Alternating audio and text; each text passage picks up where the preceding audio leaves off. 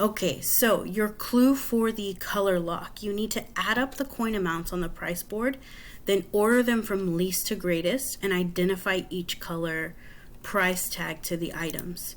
So right here, here's your clue. Even with a small amount of money, you can get the greatest toys in my shops. So you're ordering them from smallest to greatest, which is least to greatest. So you need to find the value of each item. So the sailboat it costs 8 dimes. Well, I know that a dime is 10 cents and I have 8 of them. So 8 times 10 is 80 cents. I have 5 nickels.